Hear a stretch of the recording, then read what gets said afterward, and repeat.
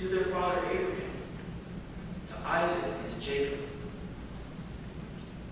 And finally, after centuries, they come to rest in the established city of God, the city of David, Jerusalem. When the ark is brought into the temple, these centuries of promise and wandering are fulfilled. This is the high moment for the people of Israel, not only for Solomon's reign and for David's descendants, but for all the people established in the promised land. This is the moment. And everything is ordered correctly.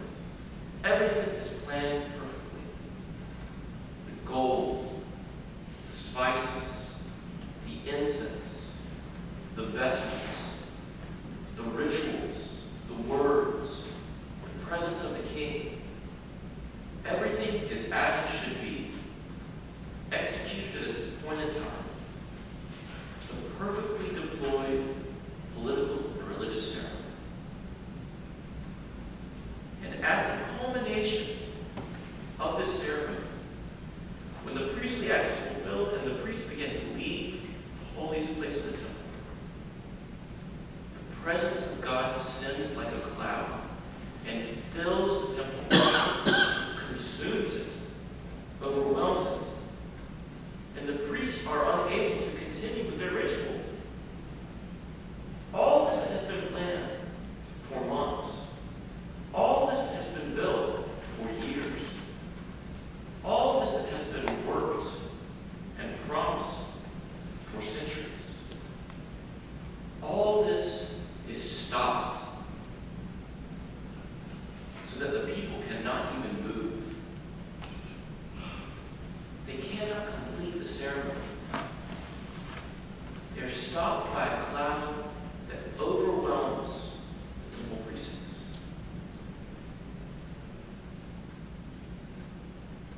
And there in the darkness of the cloud, they see a light shining.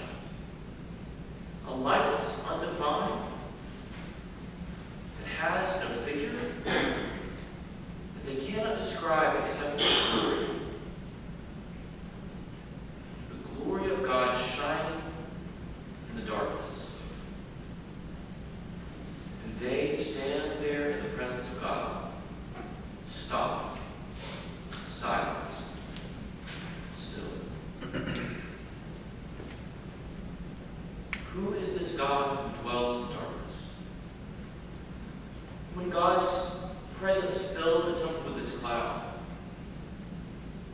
God is showing the people who God is, what God is like. There's a way in which this calls up the history that the people have been celebrating, but not from the people's perspective, from God's perspective. Because before there was ever even an ark, before the law was given in place in this holy vessel, there was a cloud leading the people through the wilderness. And before there was ever even a people, before there was ever even an earth on which to find a promised land, there was a spirit moving over dark waters, prepared in the creation of the earth. When God's presence fills the temple in this cloud, calls the whole history of God coming to be with the people. There's a God who precedes us, overwhelms us, who is beyond our understanding, who is beyond our knowledge and our vision, but who nonetheless forms us and creates us and guides us through a cloud. And now affirms the building of the temple was right by filling it. When God fills the temple, God is saying, I am here, just as I promised you I would be. I'm stopping the ceremony. I'm overwhelming your understanding. I'm bringing you to a halt to show you that I am here with you. I overwhelm you to say to you, I am here with you. It's an act of humbling the people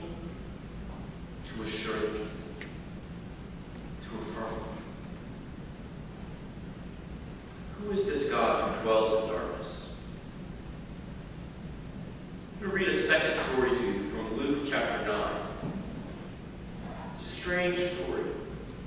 The story of the Transfiguration.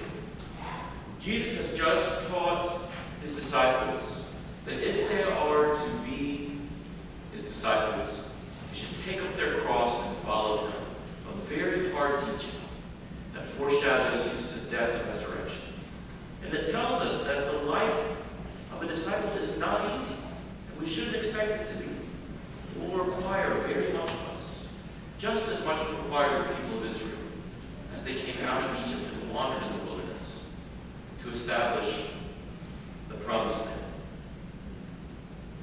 And then, after this hard teaching, the disciples take up their cross and follow God, follow Jesus.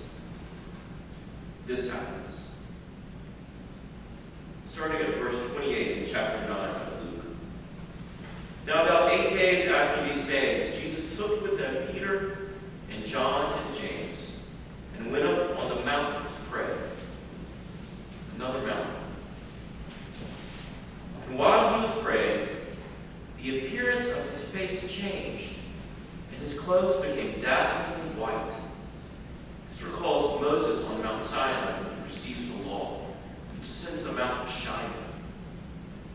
Suddenly they saw two men, Moses and Elijah, talking to him. They appeared in glory and were speaking of his departure, which he was about to accomplish at Jerusalem. Now Peter and his companions were weighed down with sleep, but since they had stayed awake, they saw his glory and the two men who stood with him. Just as they were leaving him, Peter said to Jesus, "Master, it is good for us to be here. Let us make 3 dwellings, one for you, one for Moses, and one for Elijah." Not knowing what he said, Peter wants to build little houses like temples in which these holy beings can reside. Very much like Solomon, very much like David, Peter's response is, "Let me build you a place where you can live on this mountain." But he doesn't know what he's saying. While Peter was saying this, a cloud came and overshadowed them, and they were terrified as they entered the cloud. Then from the cloud came a voice that said, "This is my son, my chosen. Listen to him." When the voice had spoken, Jesus was found alone, and they kept silent in those days and told no one any of the things they had seen. This is a strange story about another mountain, and the presence of God on that mountain, in Jesus, and symbolized by Moses and Elijah. And the response is, "Let me build you a place. Let me create a beautiful space in which you can live here on this mountain." And the answer is, "Let me overwhelm you. Let me fill this place with my presence so that you can see nothing except my glory. Let me stall your senses of sight and sound, your sense of possibility, the sense that you can build something that can contain me. Let me overwhelm this place to stall your mind, to show you a glimpse of who I am, unbound and untamed, beyond the confines of any building, and yet right here with you. Right here with you. Let me use this cloud to make you stop in your tracks so that you feel how close I am to you in the stillness, in your blindness, in the quiet. And when the cloud recedes, Jesus is standing there. Like a cloud, Jesus' presence is baffling. How can this person be God?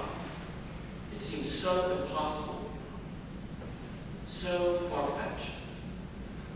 To some of our brothers and sisters in Judaism and in Islam, to say it is blasphemy. How can God live in a person's body like that?